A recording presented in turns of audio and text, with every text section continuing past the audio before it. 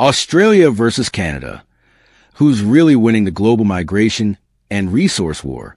While you were sleeping last night, 847 skilled workers applied to move to Canada. 612 applied to Australia. But here's what no one is telling you. One of these countries is about to face an economic reckoning that will change everything. And it's not the one you think. Meet Priya, 32 years old, software engineer from Mumbai, top of her class, 6 years experience. In January 2024, she did what thousands of skilled workers do every year. She applied to both Canada and Australia. 2 countries, 2 dreams, 1 future. Canada received 2.1 million immigration applications in 2024. Australia, 1.3 million. On paper, Canada's winning, right?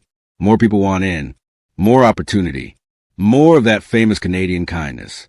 But Priya chose Australia. And here's the kicker. 40% of skilled workers in her category are making the same shocking choice. Her email to her family said, "Canada promised me a future. Australia gave me a present." According to the 2024 OECD migration report, skilled worker retention in Canada dropped to 68%, the lowest in 15 years. That means nearly 1 in 3 people who moved to Canada left. They came for the dream and woke up to something else entirely. Canada is losing the battle. It thought it was winning. But the migration numbers? They're just the surface. The real war is happening underground, literally. Beneath Australia's red dirt sits $9.7 trillion in untapped resources. Canada has $8.2 trillion. Sounds close, right? But here's where it gets interesting. James Mackenzie, 45 years old, mining engineer from Scotland, 20 years experience, got offers from both countries. Vancouver offered him $180,000. Perth offered $165,000. He chose Perth. His reason? In Canada, I'd be maintaining old infrastructure. In Australia, I'm building the future of lithium extraction.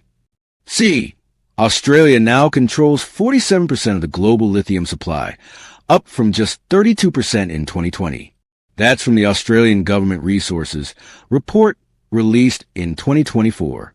And Canada's rare earth production declined 23% since 2022. MIT Technology Review published a report in March 2024 with this exact quote. Australia is becoming the Saudi Arabia of the electric vehicle revolution. Think about that. Every battery in every Tesla, every iPhone, every laptop, every electric bus. Australia is in that supply chain. They're not just digging up rocks. They're controlling the energy transition of the entire planet. But Canada has something Australia desperately needs. And this one resource could flip the entire game on its head. Water. Australia is running out of the one thing money can't buy. Fresh water. Sarah Chun, 28 years old, agricultural scientist from Taiwan. Brilliant mind. Passionate about sustainable farming. She spent 6 months in Adelaide researching soil restoration. Her journal entry from October 2024, "I watch farmers choose between selling land or watching crops die. Water restrictions every summer. Gardens turning brown by December. Swimming pools covered. Car washes closed. This isn't a drought. This is a new normal." The Murray-Darling Basin supplies 40% of Australia's agriculture. It's lost 37% of its water volume in the past decade. That's from the CSIRO 2024 Water Security Report. 37%. Gone. Meanwhile, Canada holds 20% of the world's fresh water supply. Sarah moved to Saskatchewan. Now she's engineering drought-resistant wheat that could feed 50 million people. She chose stability over sunshine, survival over salary.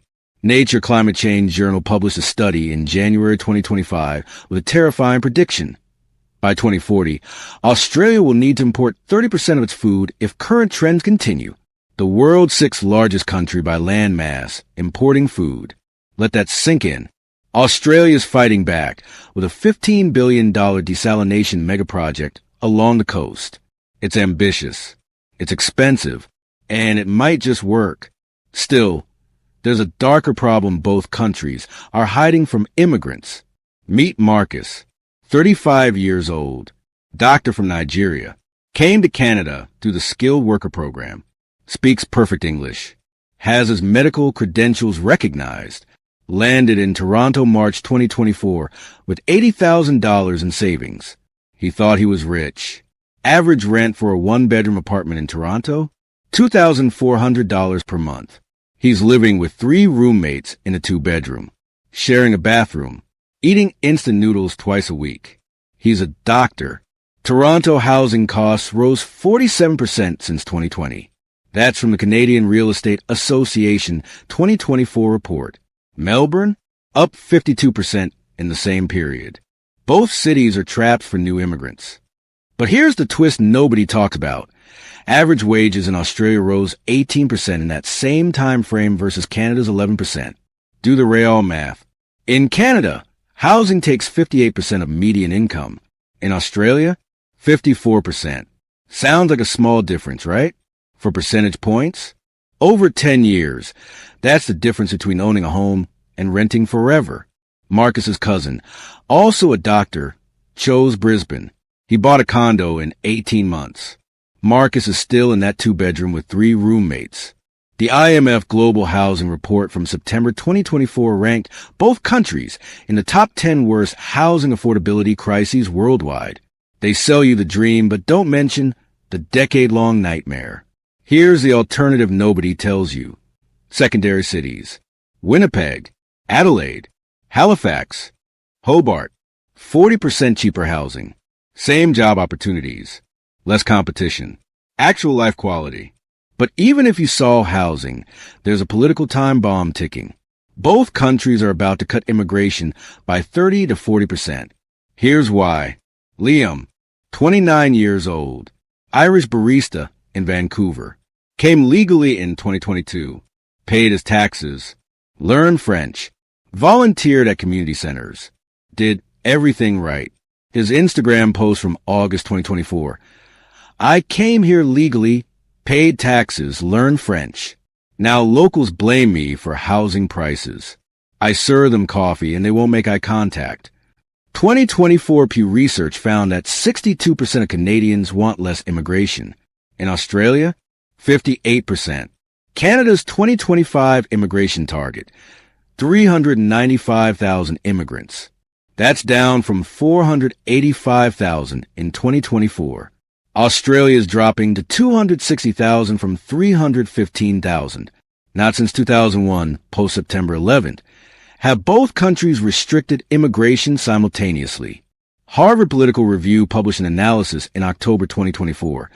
Anti-immigration sentiment rises when housing, not jobs, becomes a scarcity.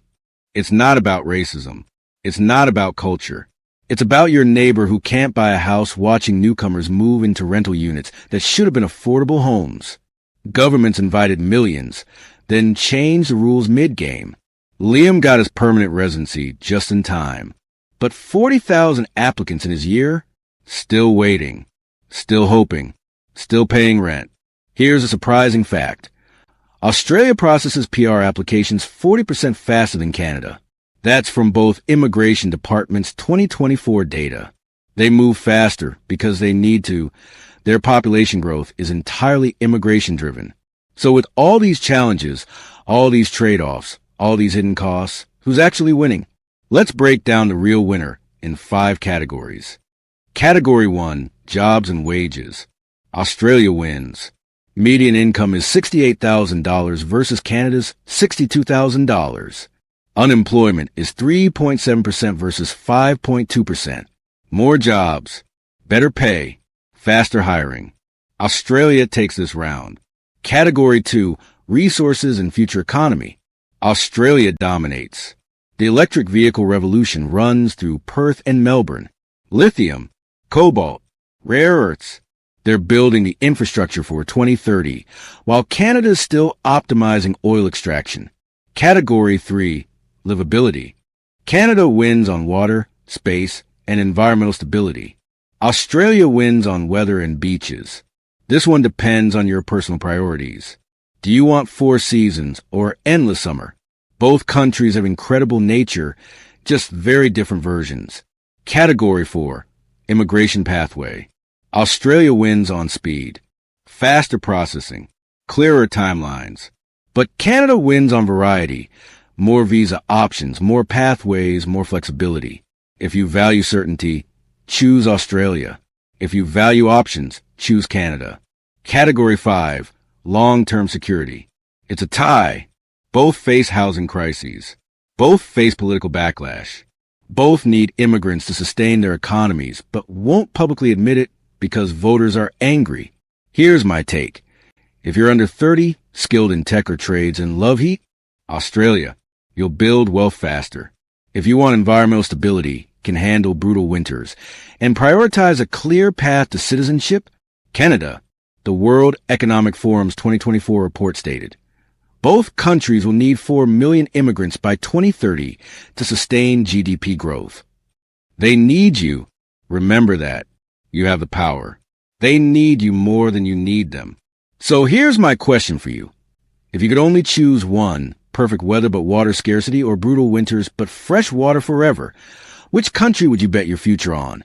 Drop Australia or Canada in the comments. And tell me the one thing that would make you change your mind. I'm reading every single comment. And next week, I'm revealing the top 10 cities in both countries that immigrants don't know about yet, where housing is actually cheap, jobs are plenty, and life is affordable. Cities where you can arrive with $50,000 and own a home in 2 years. They exist. Most people just don't know where to look. Don't let anyone else write your future. See you in the comments.